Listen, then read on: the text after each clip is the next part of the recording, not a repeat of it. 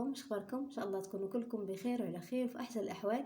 وكيف العاده ودائما كنرحب بكل المتابعين ديال قناه دي فيغدوجا، قناه اللي كتهتم بالدرجه الاولى بكل ما يخص الادويه، يعني طرق الاستعمال، المنافع، الاضرار، الجديد اللي كيكون في الادويه وفي عالم الادويه. بيان سور كاينين دي فلوق، كاين مواضيع مختلفه، ولكن دائما كتكون عندها علاقه يا اما بالصحه النفسيه ديالنا او الجسديه او العقليه، بحكم التجربه ديالتي الطويله كمساعده صيدلي اسمحوا لي لمده طويله. فالتجربه بغيت ننفع بها الماكسيموم من الناس، وبيان سور هذا الماكسيموم يمكن يكون الا شاركتوا في القناه وبارطاجيتوها مع ناس اخرين، باش هكا هذه القناه حتى هي تكبر وتوصل اكبر عدد من الناس.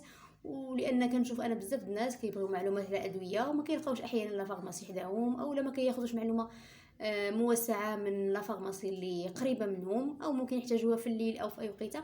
فهذا هو الهدف من القناه، انكم تلقاو المعلومات اللي كتقلبوا عليها بشكل مبسط وبشكل مفصل، ويعني بكل دقه الى بغينا نقولوا يعني بكل دقه. هادشي اللي كاين. اذا مرحبا بكم في فيديو جديد على القناه ديالي، باختلاف يعني بعيد عن الادويه. فكاين كما قلنا دي فلوغ مره اللي كنحطهم، وقناه مازال يلاه عاد باديه، وبكم ومعكم ان شاء الله تكبر. وهادشي اللي كنتمنى ان شاء الله. فيديو اليوم غادي يكون حتى هو خفيف ظريف، ما طويلش بزاف، ولكن مفيد كيف العاده.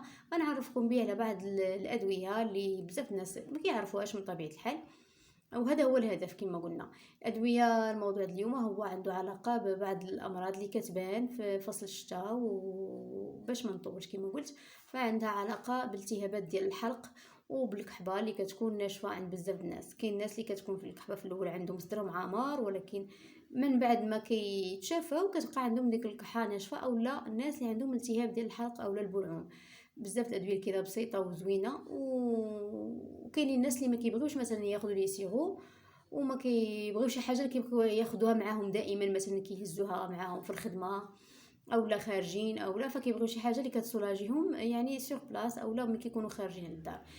دونك كنظن الادويه غادي تكونوا كاين اللي واخد بيان سور، كاين ديجا اللي استعملها، وكاين اللي ما اول مره غادي يشوفها. هذا هو الهدف، اللي ما كيعرفهاش يعرفها ونعرفوا طرق الاستعمال ديالها وعلاش هي زوينه اكثر من بغينا نقولوا من حوايج وحدين اخرين، او علاش ممكن نلجؤوا لهاد الاستعمالات ديال الادويه على اننا ناخذ دي سيرو مثلا. نبدا لكم باول منتوج الا بغينا نقول، اولا اول ميديكامون. في الحقيقه هما ماشي دي ميديكامون كيتسموا لانهم هما اباز دي بلونت، فنقدر نقول لهم ماشي مكملات غذائيه، ولكن هما ماشي تا ميديكامون. يعني نقدر ما نصنفهمش على ميديكامون حيت ما فيهمش مواد اللي صعيبه. اغلب المكونات ديالهم فهي طبيعيه، يعني تقريبا حتى 90% حتى 100% كتكون عباره عن مستخلصات ديال النباتات، بحال النعناع، بحال البروبوليس، بحال الاوكاليبتوس، بحال الجنجومبر، يعني سكينجبير كما كنسميو بالعاميه ديالنا. اذا غنوريكم هاد المنتوجات هذه ونكمل باقي المعلومات وانا كنهضر نوريها لكم. اذا اول واحد هذا هو كاين هذا دوسيفوكس كيف ما كتشوفوا، فهو كيصلح الحلق. يعني هما دي باستي، يعني كيتسموا دي باستي اللي كيتاسيسي يعني كنمصوهم، يعني ماشي كيتبلعوا، ماشي كيذوبوا في الماء. هادو ممكن نهزوهم معنا كما قلنا، نستعملوهم في اي وقت. اللوغو ديالهم زوين، و سمحوا لي بغيت غير اللوغو ديالهم كما قلنا زوين، فيهم العسل، فيهم البروبوليس، فيهم يعني مجموعه ديال الاعشاب. دونك كاين هاد لابواط صغيره كدير 30 درهم، كاين بواط كبيره كناخذوا من وحده حتى لثلاثه في النهار، اولا حتى اكثر من ثلاثه. كان غير كيتمصوا كيف ما قلت، فهما تيسولاجيو لينا وكيحيدوا لنا داك البحه اللي كتكون عندنا، وحتى داك الالتهاب كيكون ديال الحلق. وكنحس ان كتكونش عندنا كحبه، ولكن كيكون عندنا غير حلقنا بوحدو اللي كيحرقنا. دونك هذه من الحوايج اللي زوينه، وممكن نهزوها معنا في الصاك كيف ما قلنا، نستعملوها الوقت اللي بغينا. الناس اللي عندهم مشكل حساسيه للعسل او ما كياخذوش العسل او لا ممكن ما يتفاداوها. وانا غنوريكم منتوجات وحدين اخر اللي تقدروا تستعملوها بكل امان. اذا الاقتراح الثاني هو هذا كما قلت لكم، لان ماشي عباره عن دواء، يعني هذا هو كومبليمون اليمونتير، يعني مكمل غذائي اللي هو اباز دي بلانت، فيه النعناع، فيه الاوكاليبتيس، فيه بزاف المكونات وحدين اخرين. الثمن ديالو زوين بزاف، 30 درهم، وفيه 24 باستي. حتى هو اسيسي كيتستعمل يعني حتى هو لهاد المشاكل ديال الالتهاب ديال البلعوم والالتهاب ديال الحلق وحتى الكحبه الناشفه. يعني ملي كتبقى عندنا كنكحوي كحبه ناشفه وصدرنا كيكون يعني نقى ما بقات فيه حتى شي حاجه، ولكن كتبقى ديك الكحبه ناشفه، فنقدروا ناخذوا هاد لي باستي هادو حتى هما 3 4 حتى ل4 المرات في النهار مثلا. كنعاود ناكد ما كيذوبوش، كيتخاضوا كيتمصوا. زوينين بزاف لان البري ديالهم زوين، وفيهم 24 حبه، وهادو تقريبا من كنظن يعني حنا يلاه بدينا كنخدموا بهم. كنظن هذا نوفو برودوي سميتو نيوترا فيزيل، زوين بزاف، فيه اللوغو ديال المانت واللوغو ديال السيترون، كنظن سيترون ولا اورانج، سيترون. دونك زوين بزاف هادو لي باسيل اللي غزالين تما كيتستعملوا لهاد المشكله ديال التهاب الحلق والتهاب. عموما انا كنعطيكم الادويه اللي بسيطه واللي متواجده واللي بزاف الناس ما كيعرفوهاش كما قلنا. الغرض هو نعرفوا بها الناس، باش هكا ممكن يمشيو ياخذوها وما عارفين فكره على الثمن وطريقه الاستعمال. وللإشارة فدائما ما بين باستي وباستي وحده اخرى خاص دوز على الاقل واحد 4 سوايع حتى ل5 سوايع عاد نعاودوها، يعني ماشي دوز سوايع نعاود ناخذ وحده اخرى، لا خصني نعطي يعني الوقت الكافي لهذيك الكومبريمي اللي خدينا في الاولى ديك الباسيف انا تعطي النتيجه ديالها.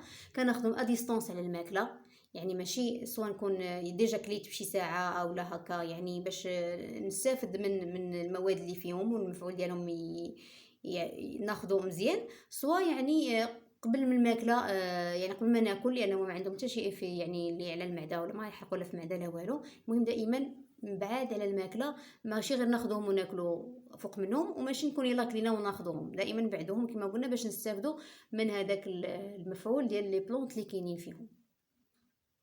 ومن بين الاستعمالات الاخرين كاينين عندنا دي سبراي بحال هذا ابيكسول سبراي غورج، هذا دابا رشاش اللي كيتستعمل للالتهابات ديال الحلق، تيحيدنا داك كما قلنا داك الحريق اللي كيكون عندنا غير في الحلق بوحدو، يعني ما كنكونوش كنكحموا والو، كاين الحلق اولا كاينه كحبه ومرافق معها داك الحريق ديال الحلق اللي ما كيقدرش الانسان يتحمله. ممكن الا ما بغيتش ناخذ دي باستي ناخذ رشاش اللي هو هذا كتشوفوا. كاين ابيكسول وكاين دوطخ مارك غير دابا يعني ما حطيتوش في الحقيقه وصافي. كاين دوطخ مارك دابا نعاود نحطو لكم مره واحده اخرى. هذا شويه الثمن ديالو زايد، كيدير 89 درهم فاصله 50 سنتيم، كيتستعمل 3 المرات، كنرشوه في الداخل ديال الحلق. تا هو غزال بزاف، كيسولاجي مزيان، وتا هو اباز دي بلونط، يعني مصايب بالعسل ومجموعه ديال لي بلونط لي طبيعي. يعني هذا هو الزوين في هاد المجموعه ديال لي ميديكامون بغينا نقول، اولا كما قلت كومبليمون اليمونتير، يعني لان كلهم يعني مصايبين غير من الاعشاب، يعني بعيدا على المواد الكيماويه ولا الكيميائيه، فهم مصايبين من الاعشاب. هادشي علاش بزاف الناس كيبغيو يستعملوا شي حاجه دائما ما امكن تكون طبيعيه اكثر من انها تكون ادويه.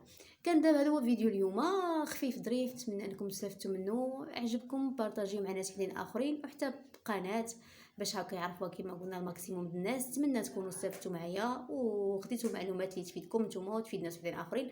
شكرا لكم انكم تابعتوا الفيديو حتى الاخر. السلام عليكم وفي امان الله، الى فيديو اخر ان شاء الله. السلام عليكم.